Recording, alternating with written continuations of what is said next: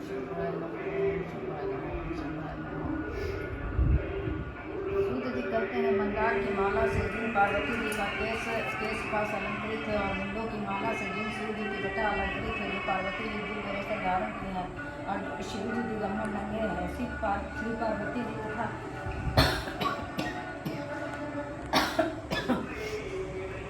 श्री शिव जी का प्रणाम करता हूँ। ब्रह्मी कैलाश पर्वत के शिखर पर बैठी हुई पार्वती जी बैठी हुई हैं इस स्वर्ग में।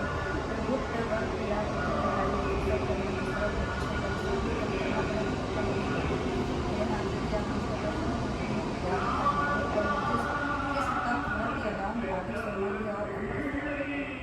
आप जैसे महाप्रभु को प्राप्त हुए हैं। शिव जी सुनो, मैं तुमको एक व्रत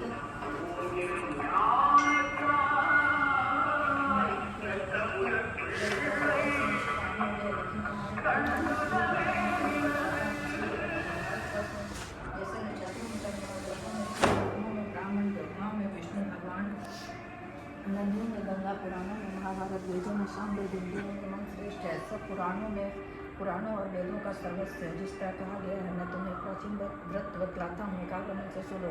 जिस व्रत के प्रभाव से तुमने मेरा आधा आसन प्राप्त किया है, वह मैं तुमको बतलाऊंगा, क्योंकि तुम मेरी प्रेयसी हो। भाद्रपद मास में हस्त नक्षत्र के युक्त शुक्ल पक्ष की तृतीया तिथि को उसका अनुष्ठान मात्र करने से स्त्रियाँ से पापों से मुक्त हो जाती हैं। हे देवी, तुमने आज से बहुत दिनों पहले हिमालय पर्वत पर इस व्रत को किया था। यह वृतांत मैं तुमसे कहूँगा।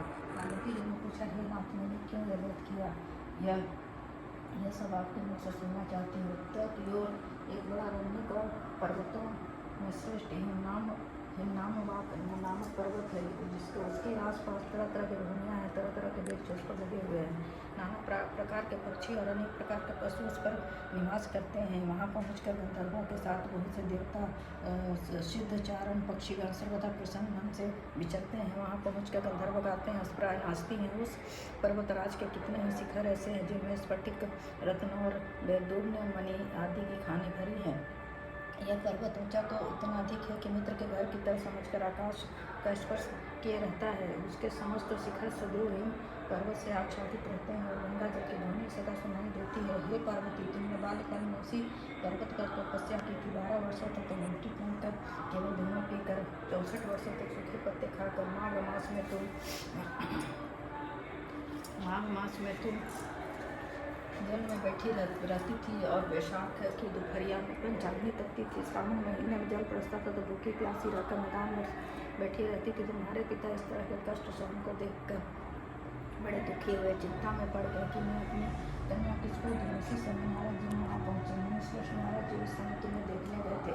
नारद जी को देखकर ग्रीवी अर्घ्यपाद्य आसन आदि देकर उनकी पूजा की और कहा, हे स्वामी, आप किस लिए आए हैं? मेरा सौभाग्य है, आपका आगमन मेरे लिए अच्छा है। नारद जी ने कहा, हे पर्वतराज, सुनो, मैं विष्णु भगवान का भेजा हुआ आपके पास आया हूँ। आपको चाहिए कि यह योग्य कन्या रत्न किसी योग्य वर को दे। भगवान विष्णु के समान योग्य वर ब्रह्मा, इंद्र और श्री में से कोई नहीं, इसलिए मैं यही कहूँगा कि आप अपनी कन्या विष्णु को देंगे। भगवान ने कहा, भगवान विष्णु स्वयं मेरी कन्या दे रहे हैं और आप ये संदेश लेकर आए हैं तो मैं अपनी कन्या दूंगा। हे भगवान की इतनी बात सुनकर मुनिराज नारद आकाश में विलीन हो गए। पीताम्बर, शंख, चक्र और गदाधारी भगवान विष्णु के पास पहुँचे। तुम वहाँ हाथ जोड़कर नारद जी ने भगवान विष्णु से कहा, हे देवी सुनिए, मैं आपका विवाह पक्का करा दिया। उधर भगवान ने पार्वती के पास जाकर कहा, हे पुत्री, मैंने तुम्हें भगवान विष्णु को दे डाली। तब पिता की बात सुनकर तुम बिना उत्तर दिए अपनी सखी के घर से ली गई। वहीं जमीन पर पड़कर बहुत तुम बड़ी दुखी होती विलाप करने लगी। तुमको इस प्रकार विलाप करते देख सखी बोला, तुम क्यों इतनी दुखी हो? इसका कारण बताओ। तुम्हारी जो कुछ इच्छा होगी मैं यथाशक्ति उसको पूरा करने की चेष्टा करूँगी, इसमें कोई संशय नहीं। पार्वती बोली, मेरी जो कुछ अभिलाषा है उसे तुम पूर्णपूर्वक सुनो। मैं एकमात्र शिव जी को अपना पति बनाना चाहती हूँ, इसमें कोई संशय नहीं। मेरे इस विचार को पिताजी को करा दिया है, इससे मैं शरीर का त्याग कर दूँगी। पार्वती की इस बात को सुनकर सखियों ने कहा कि शरीर का त्याग न करो, चलो किसी ऐसे वन में चले जाओ, पिता को पता न लगे।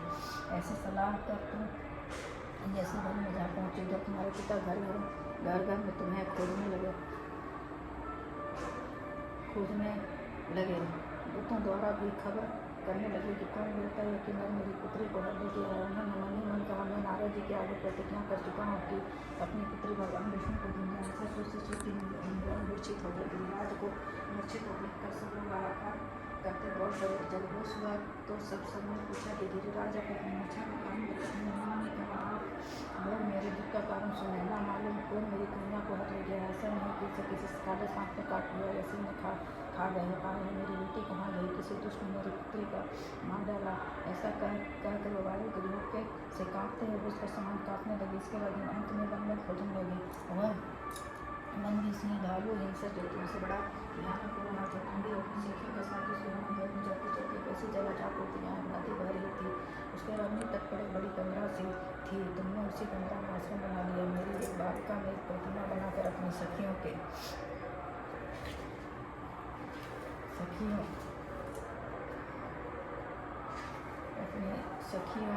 साथ निराहार रहकर मेरी आराधना करने लगी। जब भाद्रपद शुक्ल पक्ष हस्तुक्ता तिथि प्राप्त हुई तो तुमने मेरा विधिवत पूजन किया। रात भर जाकर गीत वाद्य संजय प्रश्न करने बिताया। उस व्रतराज के प्रभाव से मेरा आसन डगमगा गया, जिससे मैं तत्काल उस स्थान पर जा पहुँचा जहाँ पर तुम अपनी सखियों के साथ रहती थी। वहाँ पहुँचकर मैंने तुमसे कहा कि मैं तुम पर प्रसन्न हूँ, बोलो क्या चाहती हो। तुमने कहा, मेरे देवता, यदि आप मेरे ऊपर प्रसन्न हैं तो मेरे पति बने। मेरे तथास्तु कहकर कैलाश पर बखरा वापस आने पर तुमने वह प्रतिमा नदी में प्रवाहित कर दी और सखियों के साथ उस महाव्रत का पालन किया। मेहमान भी तब तक उस वन में खोजते हुए तुम यहाँ पहुँचे।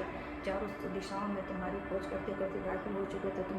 इसलिए तुम्हारे आश्रम के समय पहुँचते ही गिर पड़े। थोड़ी देर बाद नदी के तट पर तो कन्या को सोते हुए देखा। देखते ही उन्होंने तुम्हें छाती से लगा लिया और लग कर रोने लगे। फिर पूछा, पुत्री, तुम सिंह व्याघ्र आदि जंतुओं से भरे इस वन में क्यों आ पहुँची हो।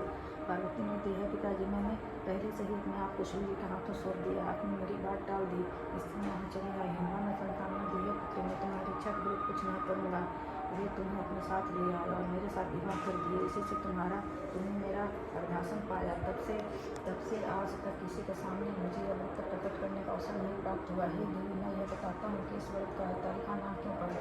तुमको सखियाँ हर ले गई थी, इसलिए हरितालिका नाम पड़ा। पार्वती ने कहा, हे प्रभु, आपने नाम तो बताया और इसकी विधि बताएं। इसका क्या पुण्य है, क्या फल है, क्या व्रत है, यह व्रत कौन करे। शिव जी ने पार्वती से कहा, हे देवी, मैंने समस्त स्त्री जाति की भलाई के लिए उत्तम व्रत बतलाया है। जो स्त्री अपने स्वभाव की रक्षा करना चाहती है वो कर इस व्रत को करे।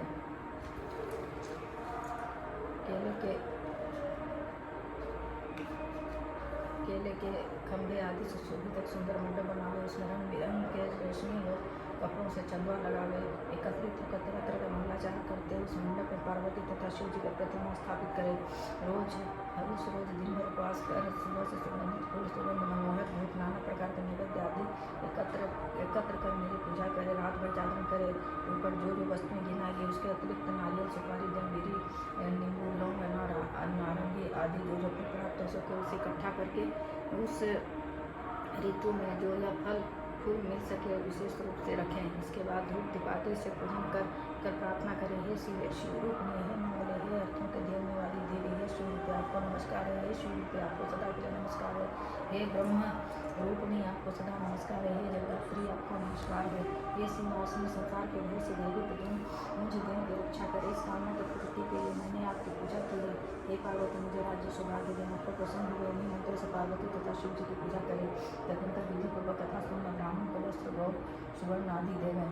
इस तरह से एक चित्त होकर स्त्री पुरुष दोनों एक साथ पूजन करें। फिर वस्त्र आदि को जो कुछ भी संकल्प करें और देवी जो स्त्री इस प्रकार पूजन करते हैं सब पापों से छूट जाती है। उससे साधन तो सुख तथा स्वाद प्राप्त होता है। जो स्त्री की तृतीया तिथि का व्रत बनाकर अन्नभक्षण करती है वो सावधानी तथा दया रहती है और उसको बार बार विधवा होना पड़ता है। वो सदा दरिद्र शोक से शोकाकुल स्वभाव से लड़ा के सदा शोक भोगने वाली होती है। उपवासन करने वाली स्त्री अंत में नरक हो जाती है। मांसाहार खाने से, बादाम दही खाने से, नीली मिठाई खाने से, चीटी और कुछ खाने से मुखी होती है।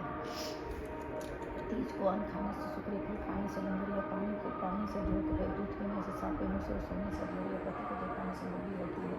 इसलिए सभी स्त्रियाँ व्रत करें। दूसरे दिन स्वर्ण, चांदी, तांबा अथवा बांस के पात्र में अन्न भरकर ब्राह्मण को दान पालन करे। जो स्त्री इस प्रकार व्रत करती है वह मेरा सम्मान पति पाती है, और वह मरने पर जब वह मरने लगती है तो तुम्हारे समान स्वरूप हो जाता है। उसे सब प्रकार से सांसारिक भोग शारीरिक मुक्ति मिल जाती है। इस हरितालिका की भक्त कथा मात्र सुनने से प्राणी को 1000 और सैकड़ों वाजपेय यज्ञ करने का फल प्राप्त होता है। हे देवी, मैंने यह सब व्रत उत्तम बतलाया है, जिसके करने से प्राणी सब पापों से छूट जाता है, इसमें कोई संशय नहीं।